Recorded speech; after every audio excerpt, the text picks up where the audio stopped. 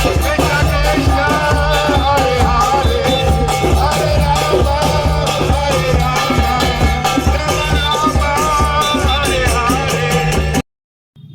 Everyone, welcome to my YouTube channel Rashi sales. तो आज की जो वीडियो है उसमें मैं आपको दिखाऊंगी वृंदावन में जो कुंभ मेला लगा है उसकी मैं आपको सारी इन्फॉर्मेशन देने की कोशिश करूंगी। तो आप इस वीडियो को प्लीज़ एंड तक ज़रूर देखें, तभी आपको सब कुछ अच्छे से समझ आएगा। तो चलिए वीडियो को शुरू कर देते हैं। तो अगर आप एनसीआर के हैं या उसके आसपास रहते हैं तो आप एक्सप्रेस वे से आएंगे, यमुना एक्सप्रेस वे से। तो सबसे पहले आप जेवर टोल पार करेंगे तो आपको ये शिवा ढाबा पड़ेगा। अगर आप चाय पीने के शौकीन हैं, आपको चाय पीना पसंद है, तो आप यहाँ ज़रूर चाय पिएं, काफ़ी टेस्टी चाय होती है। उसके बाद फिर आपको सीधे, आपको वृंदावन कट पे नहीं अपनी गाड़ी टर्न करनी है, आपको सीधे राया कट जाना है। क्योंकि जो वृंदावन कट पे अगर आप चले गए तो आपको काफ़ी जाम मिलेगा वहाँ पे। तो आप सीधे राया से होते हुए, मथुरा होते हुए तब जाएं। मैं आपको यहाँ सजेस्ट करूँगी कि आप गूगल मैप लगा लें अपने फ़ोन में, तो वो आपको आसानी से ले जाएगा। क्योंकि हमने भी गूगल मैप से ही हम आसानी से गए थे। तो आपको जब मथुरा आप जाएंगे तो आपको ये वृंदावन का कट पड़ेगा। वैसे लोग यहाँ से निकल के जा रहे थे, बैरिंग लगी हुई थी यहाँ से। ये जो गाड़ी है ये निकलने नहीं दे रहे, सिर्फ लोकल की गाड़ियाँ थी, तो केवल उनको यहाँ से निकलने दे रहे थे। और ये बाइक या पैदल वाले, क्योंकि गाड़ी से फिर जाम लगता है, तो ये सिर्फ जो गाड़ियाँ निकल रही हैं या जा रही हैं सिर्फ ये लोकल लोगों के लिए थी।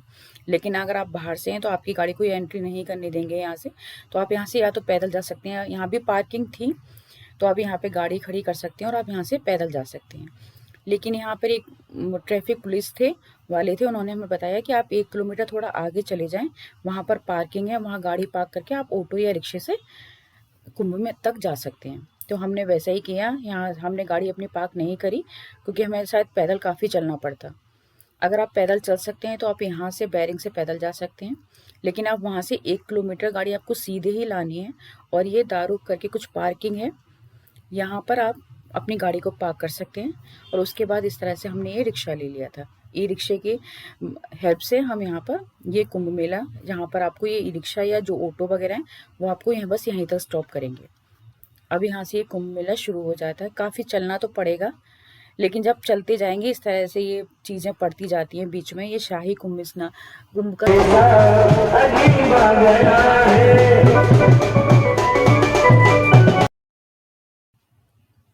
तो इस तरह से काफ़ी झांकियाँ आपको मिलती जाएंगी।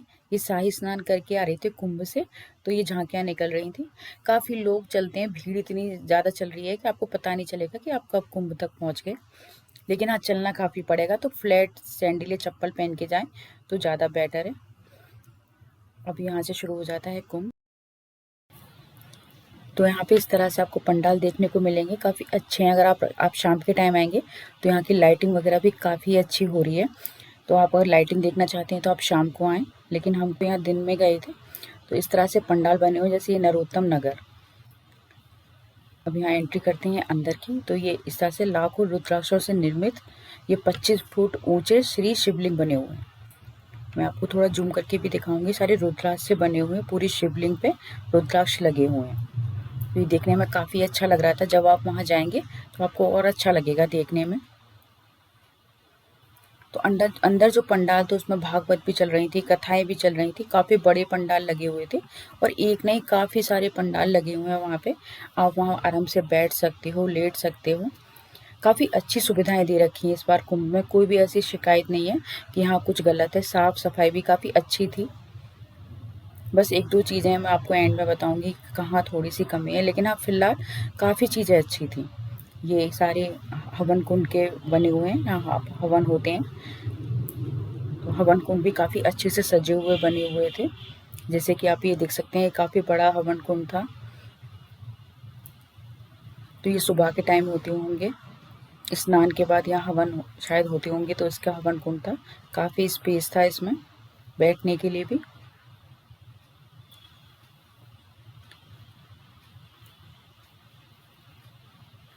यहाँ केला देवी, खाटू श्याम जी, मेहंदीपुर बालाजी, इनकी जोत लगी हुई थी। आप चाहें तो वहाँ पर आप लौंग या सामग्री को इस तरह से अर्पित भी कर सकते हैं। पंडित जी बैठे हुए थे तीनों जगह पे, और आपसे वो ये सारे काम, अगर आपका मन है तो आप कर सकते हैं।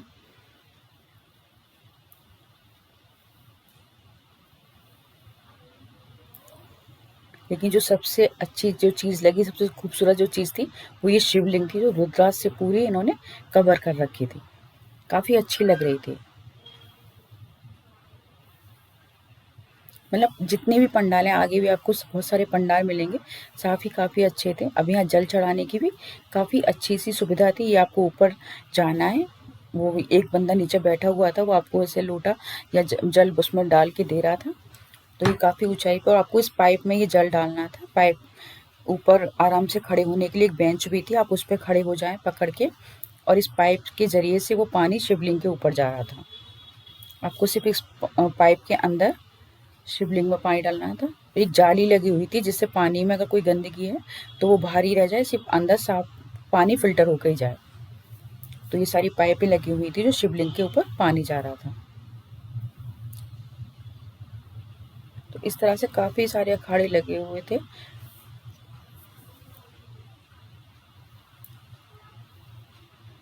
भागवत काफ़ी जगह हो रही थी, जैसे ये भागवत पंडाल इतने सारे थे, वहाँ कुछ ना कुछ कोई भागवत कथा हो ही रही थी। तो आप आराम से यहाँ बैठ सकते हैं, इन्हें सुन सकते हैं।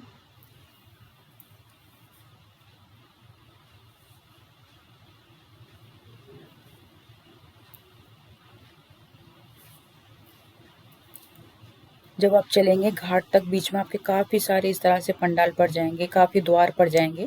जब तक आप घाट तक पहुँचेंगे आप काफ़ी सारी चीज़ें देख लेंगे। अगर आप अर्ली मॉर्निंग जा रहे हैं तो पहले आप नहा लें, उसके बाद इन सारी चीज़ों को देखें। लेकिन अगर आप दोपहर के बाद जा रहे हैं तो पहले आप देखते चले जाएं, और फिर बाद में आप अपना नहाने का काम कर सकते हैं घाट पे जाके। तो हमने पहले सारी चीज़ें देखी, उसके बाद ही हम तट पर पहुँचे और फिर हम वहाँ नहाए यमुना जी में। तो ये दूसरा पंडाल है। यहाँ शिविर लगे हुए थे, आप उसमें आराम से बैठ सकते हैं, लेट सकते हैं। काफ़ी भंडारे भी चल रहे थे। तो यहाँ खाने की, पानी भी यहाँ काफ़ी अच्छा मिल रहा था। मतलब कोई चीज़ ऐसी नहीं थी कि हाँ परेशान करें। हाँ, वॉशरूम वगैरह की है तो वो तो लोगों के ऊपर ही होता है, क्योंकि वो ही गंदे करते हैं और वो ही लोग यूज़ करते हैं। तो इसमें गवर्नमेंट की कोई वो गलती नहीं है, क्योंकि वॉशरूम वगैरह सबकी काफ़ी अच्छी उन्होंने सुविधा दे रखी है, लेकिन वो गंदे तो लोग ही करते हैं। तो बस थोड़ी सी वॉशरूम की प्रॉब्लम है वहाँ, सफाई की। अब यहाँ जब लाइटिंग होती है शाम के टाइम तो ये काफ़ी अच्छा लगता है। तो ये ब्राह्मण सेवा संघ शिविर था। यहाँ भी कोई कथाई हो रही थी। और अनेकों पद श्री यमुना जी के हैं। यमुना जी के 41 पद भी हैं। और यमुना जी परम दयाल हैं। इससे अगर आप जाएंगे और वहाँ सुनेंगे तो आपको ज़्यादा अच्छा लगेगा, इसलिए मैंने इसके वॉइस को पूरा डाला है जिससे आप इसे सुन सकें। वल्लभाचार्य जी के हमारी क्योंकि इतना माता छोटा बताया बच्चा है। भी इतनी अच्छी भागवत को कह सकता है।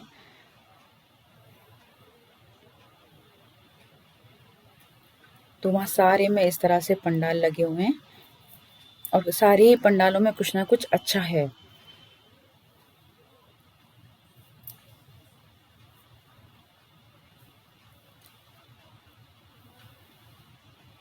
भीड़ वहाँ काफ़ी है, लेकिन स्पेस इतना है कि आप धक्का मुक्की ऐसा कुछ भी नहीं है, आप आराम से जा सकते हैं।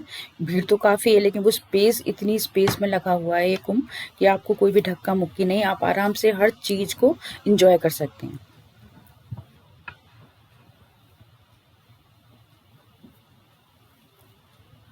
ये सबसे अच्छी जगह थी, क्योंकि यहाँ पे काफ़ी सारी चीज़ें हैं देखने की, तो आप यहाँ अंदर ज़रूर जाएं।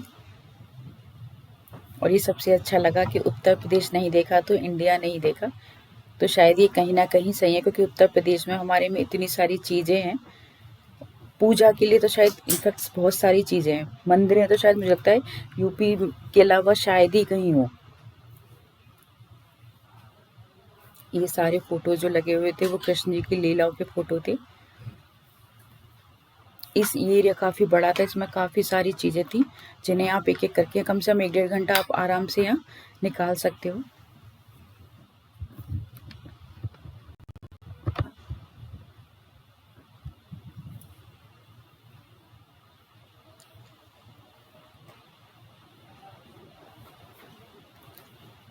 यहाँ सारे मंदिरों की पुरानी फ़ोटो और नई फ़ोटो लगी हुई थी कि गवर्नमेंट ने अब अच्छा क्या किया है। तो उस तरह से नीचे जो थी वो पुरानी थी और जो ऊपर थी वो नई थी कि गवर्नमेंट ने इन चीज़ों को कैसे सुधारा है।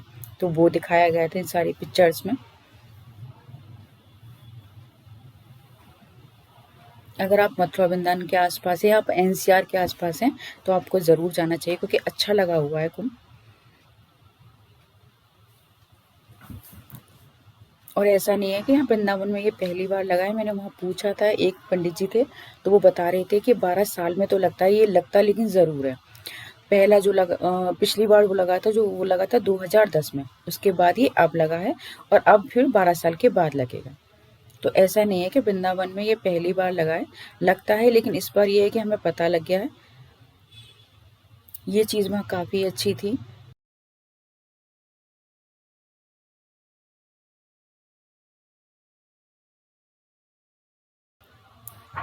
ये खुद बनाकर दिखा रहे थे।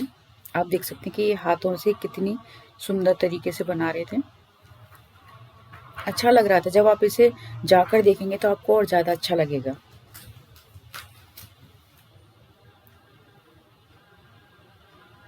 मैंने कोशिश करी इनकी सारी चीज़ों को लेने की।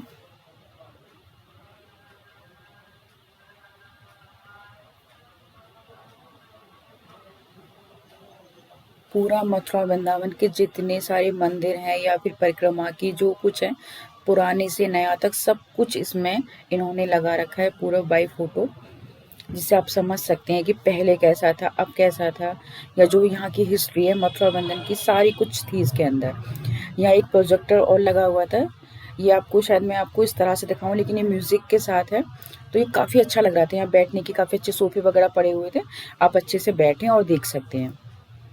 तो उसमें पूरा कुंभ का दिखाया है, जो पहला शाही स्नान हुआ था उससे शुरू करते हैं ये लोग, और सारा इसमें वृंदावन के मंदिर, मथुरा के मंदिर, सारा कुछ दिखा रहे हैं। ये चलता रहता है, बंद नहीं होता। शुरू होता है, एंड होता है, फिर शुरू होता है, फिर एंड होता है, तो ये चलता रहता है। आप आराम से बैठें और देख सकते हैं बैठकर।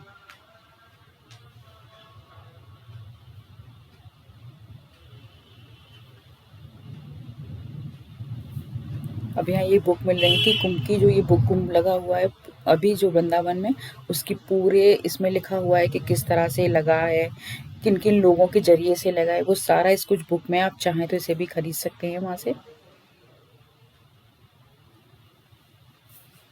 इस बुक में कुंभ के बारे में सारा सब कुछ है, या फिर कब लगता था, कैसे लगता है, तो कुंभ की पूरी हिस्ट्री इस बुक में है। अब आप चलते जाएंगे थोड़े तो ये सारे जो साधु संत हैं, महात्मा हैं, वो सारे यहाँ बैठे हुए थे।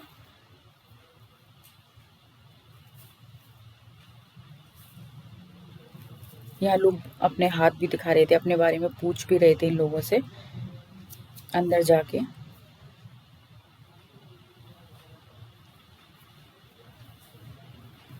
भीड़ तो काफ़ी है, लेकिन स्पेस इतना है कि आपको भीड़ लगेगी नहीं। जैसे मैंने बिहारी जी की वीडियो, आपने अगर नहीं देखी तो उसे देखना। बिहारी जी में क्या है कि स्पेस कम है, इसलिए वहाँ भीड़ ये लगता है कि एक दूसरे के ऊपर गिर रहे हैं या धक्का दे रहे हैं। यहाँ भीड़ तो काफ़ी आ रही है, लेकिन स्पेस इतना है कि आप जा सकते हैं आराम से और इस कुंभ को देख सकते हैं। यहाँ ऐसा नहीं है कि भले ही शाही स्नान था, लेकिन मैंने उसमें भी देखा था कि भीड़ इतनी नहीं, भीड़ थी लेकिन आपको लगेगी नहीं कि आपको धक्के लग रहे हैं, ऐसा कुछ नहीं है। आप आराम से घूम सकते हैं, फिर सकते हैं, नहा सकते हैं, सब कुछ आराम से कर सकते हैं।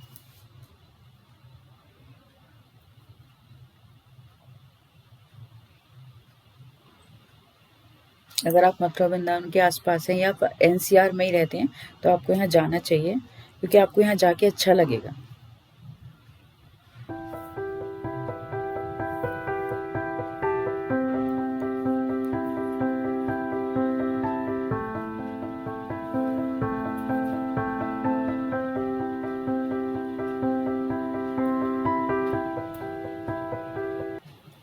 और बस यहाँ थोड़ी सी दूरी के बाद ये घाट आ जाते हैं। घाट भी काफ़ी बड़े थे। आप आराम से घाट पे, बहुत सारे घाट थे, ऐसा नहीं था, इसलिए आपको ये भीड़ कम लग रही। भीड़ काफ़ी है, लेकिन घाट काफ़ी सारे थे और साफ सुथरे थे, गंदे बिल्कुल भी नहीं थे।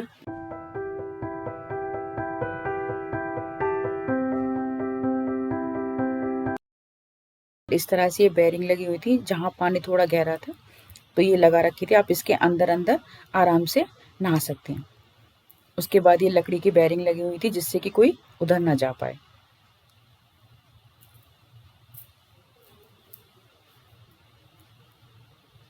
और ये इस तरह से पंडाल थे, किसी में हवन हो रहा था, किसी में कथा हो रही थी। पंडाल बहुत सारे लगे हुए थे जिसमें आप आराम से बैठ सकते हैं।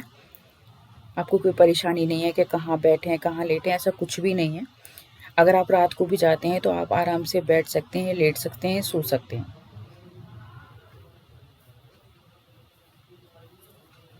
और ये काफ़ी जगह में लगा हुआ, काफ़ी स्पेस है यहाँ पर, तो इसलिए कोई यहाँ धक्का मुक्की ऐसा कुछ भी नहीं है जैसे कि भीड़ में होता है।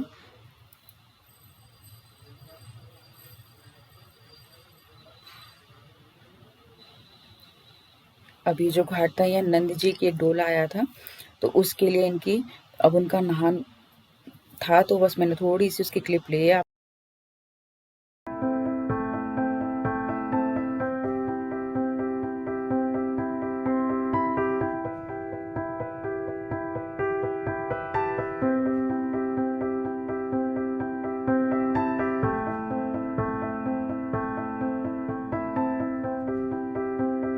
तो जो सबसे अच्छा था, अगर आप शाम के टाइम जाएं तो आप आरती ज़रूर लें, क्योंकि आरती में आपको सबसे ज़्यादा अच्छा लगेगा जाके। तो हमें ये दोनों ही मिल गए, हमें ये भी देखने को मिल गया।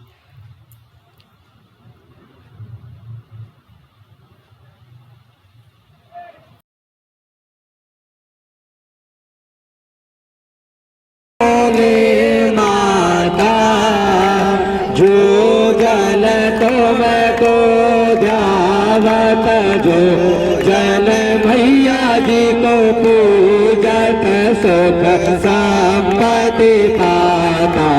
ओम जय यमुने कवल सिर यमुना जल आगम बहिरा। ओम कर पावन सिर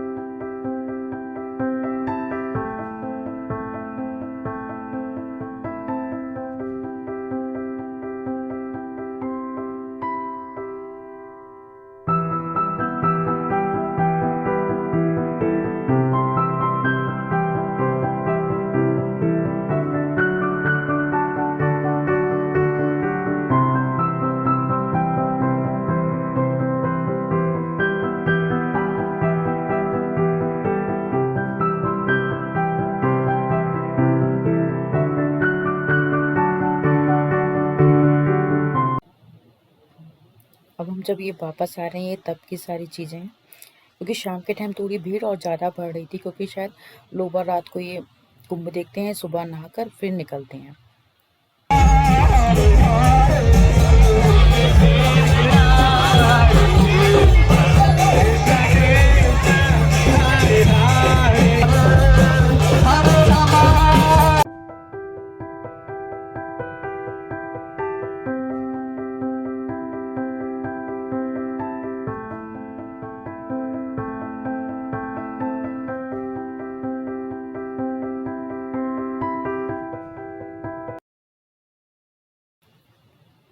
आई होप कि एंजॉय दिस वीडियो गाइज। मैंने पूरी कोशिश करी है कि मैं आपको पूरी इन्फॉर्मेशन दूं। तो गाइज अगर आपको वीडियो अच्छी लगी तो प्लीज़ चैनल को सब्सक्राइब ज़रूर करिए, वीडियो को लाइक एंड शेयर ज़रूर करिए। और अगर आपके कोई सवाल है तो आप मुझे कमेंट बॉक्स में या मेरी मेल आईडी पे पूछ सकते हैं।